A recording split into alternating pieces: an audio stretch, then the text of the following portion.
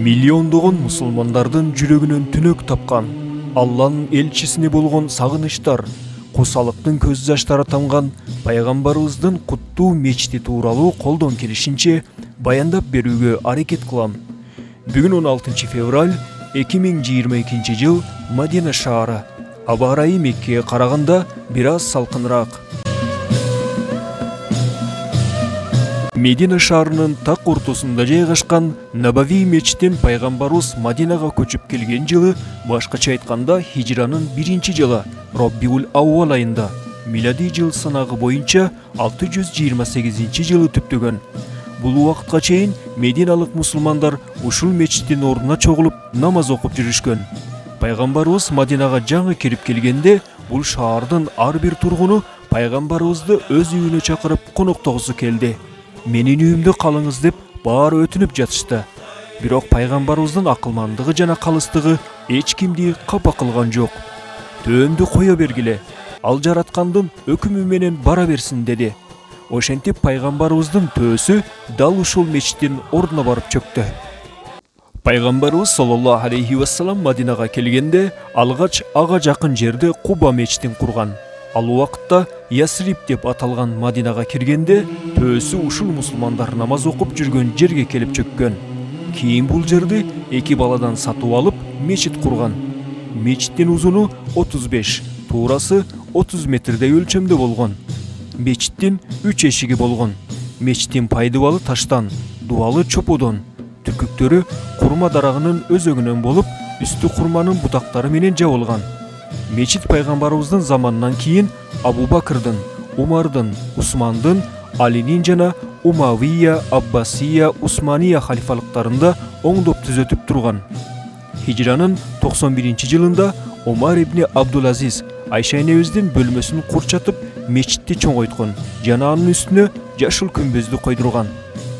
Азыр сиздер көрүп турган жашыл күмбөз алгач фиолетовый өңдө жана ак өңдө болгон.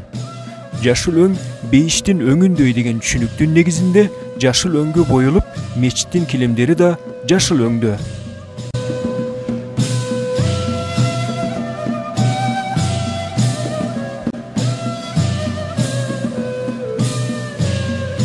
Жалпысынан мечит 9 жолу кеңейтилген. Анан эң алгачкы кеңейтилүүсү пайгамбарыбыздын доорунда Хайбар согушунан кийин Мединада мусулмандардын саны кескин көбөйүп, сахабалардын саны да көбөйүп, мечитке мусулмандар батпай кеткендиктен мечитти кеңейтүү демилгеси көтөрүлүп, ошол кезде мечит туурасынан 15, узунунан 15 болуп, бир канчага кеңейтилген. Андан кийин биздин заманга чейин мечит 8 жолуга кеңейтилип, жалпысынан мечит 9 жолу чоң масштабтуу түрдө кеңейтилүү иштери жүргүзүлгөн.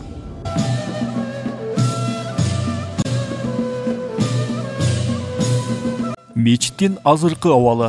Азыркы учурда мечит дүйнөдөгү эң кооз жана эң чоң мечиттердин бири болуп эсептелет. Мечиттин ички аянты 235 000 метр квадратты түзүп, бир убакытта 90 000 адам намаз окуй алат. Ал эми короосун кошкондо 1,5 миллиондон ашуун адам намаз окуйт. Мечиттин мына ушундай 85 чоң эшиги бар жана алардын ар биринин аталышы жана өз тарыхы бар. Мисал, бул эшик Саудиянын 2-чи королу Малик Абдулазиздин атынан коюлган. Маалыматтарга караганда, бул эшиктердин салмагы 5 тоннадан турат жана бир топ өлкөлөрдө чогултулган. Эшиктер Испанияда калууна келтирилип, Францияда боелгону айтылат.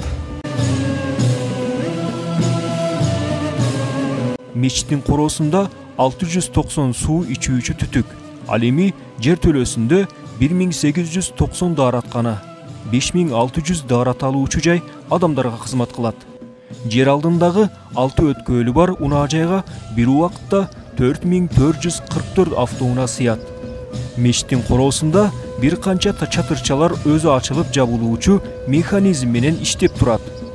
Эртең менен багымдат убагында ачылган чатырчалар мечит короосун күн нурунан калкалап, куптан намазы убагында кайра жабылат. Мечиттин дал ортоңку бөлүгү жылма шып менен жабылган. Көбүнчө түнкү убактарда жылма шып ачылып, мечит менен асман даана көрүнүп турат. Мечиттин артыкчылыктары. Аллах Таала айткан: "Эң авалкы күндөн эле такыбалыктын үстүндө курулган мечит сен анда турууга ылайыктуу. Анда денесин жана рухун тазартууну сүйгөн адамдар бар. Аллах таза адамдарды жакшы көрөт." Тооба сүрөсү 108-аят.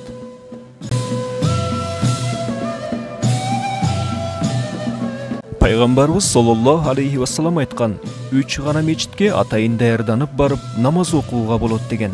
Харам мечитине, Акса мечитине жана менин ушул мечитиме деп айткан. Абу Хурайра радыйаллаху анху риваят кылган хадисте Пайгамбарыбыз саллаллаху алейхи вассалам айтат: "Менин мечитимде окулган намаз харам мечитинен башка мечиттерде окуган 1000 намаздын ордуна жүрөт" деп айткан. Дагы бир хадисте менин үйүм менен минбарымдын ортосунда 5тин бакчасы бар деп айткан. Тагыраагы Рауда деген жери. Мына ошол жер 5 бакчаларынан бири деген. Куттуу мечиттин да эң өзгөчөлүгү мына ошол Рауда бөлүгү менен кадыр барктуу. Умра жана ажылык зыяратына келгендер мына ошол Рауда бөлүгүндө намаз окушуп, андан ары пайгамбарыбыз менен жанаша коюлган улуу халифалардын жаткан жерин зыярат кылып өтүшөт. Экинчи бир хадисте ким менин мечитиме жакшылыкты үйрөнүү жана үйрөтүү үчүн келсе, Алла жолунда жихадка чыгуучудай болот деп айткан. Ошондой эле дагы бир хадисте ким менин мечитимде калтырбастан 40 намаз окуса, эки жүздүүлүктөн, азаптан жана дозоктон кутулат деп айткан.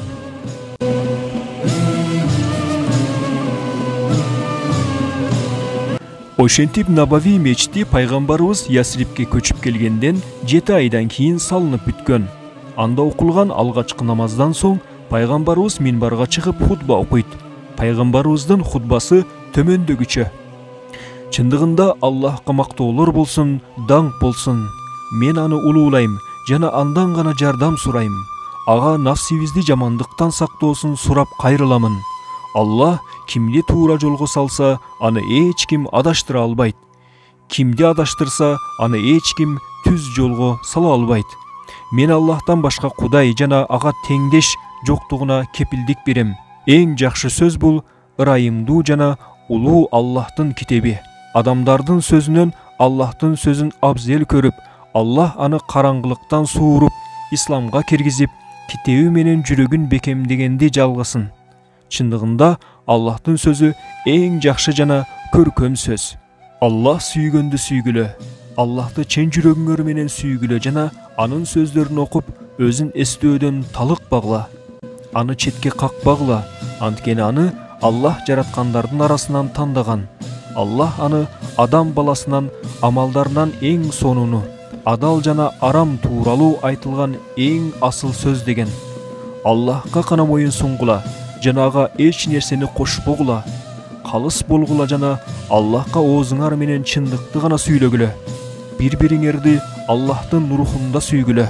Чындыгында ага берилген убада бузулса, Аллахтын каары келет. Силерге тынчтык болсун деп хутба кылды. Араб жарым аралындагы электр жарыгы эң алгач пайгамбарыбыздын мечитине 1910-жылы Осман империясынын доорунда киргизилген. Электр жарыгы андан 10 жылдан соң Меккедеги Масжидул Харамга, анан гана султандын Стамбулдагы сарайына жеткен. Электр жарыгы эле эмес, эң алгачкы Мединага жеткен темир жолунда Осман султаны Султан Абдулхамид беки куруп, Мединага жеткенде пайгамбарыбыздын жаткан жайы титиребесин деп темир рельстердин үстүнө килем төшөгөн айтылат. Мечиттин ичи абдан жакшы жарыктандырылган жана абдан таза тыкан. Күн сайын жыпар жуттуу мисктер менен жууп тазалап турушат. Тамшанткан жыпар жыттардан адамдын руханияты көтөрүлүп ойгонуп турат.